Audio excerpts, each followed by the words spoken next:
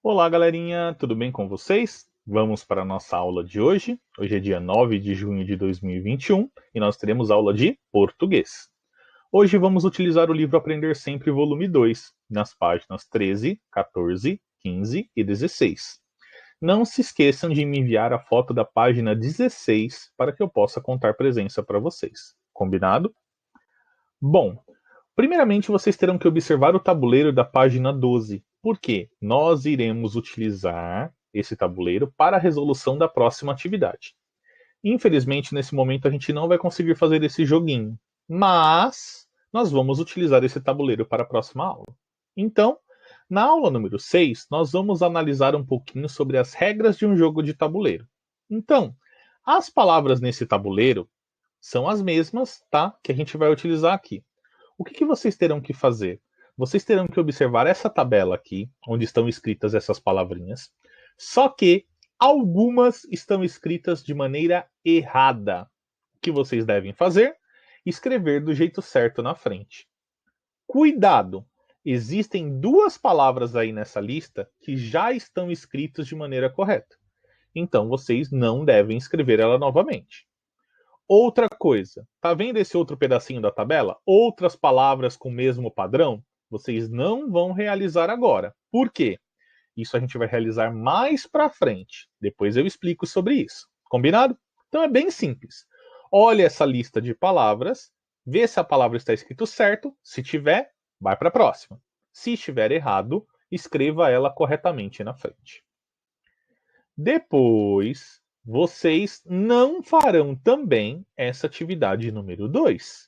Ela também vai ser realizada junto com aquela que a gente deixou passar, sobre a regrinha das palavras. Por que o professor está pulando algumas atividades? Porque algumas delas a gente precisa fazer presencialmente na escola, então a gente não consegue fazer aqui nesse momento. Beleza? Depois a gente vai para a aula número 7. Vocês farão um jogo de tabuleiro. Então, para isso, a gente precisa pensar muito bem como que a gente quer construir esse nosso jogo de tabuleiro. Nós vamos ter que usar peõezinhos, dado, regras do jogo. Olha que legal, eu coloquei alguns exemplos de jogos de tabuleiro, eu tenho certeza que vocês conhecem. Vocês já brincaram de jogos de tabuleiro. Então, o que vocês terão que fazer?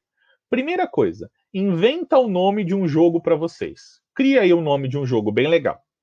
Depois que vocês criarem esse nome, vocês vão escrever para mim como que vai ser a história desse jogo. Como que vai ser esse jogo? Depois, quais materiais vão ser necessários para que vocês construam esse jogo?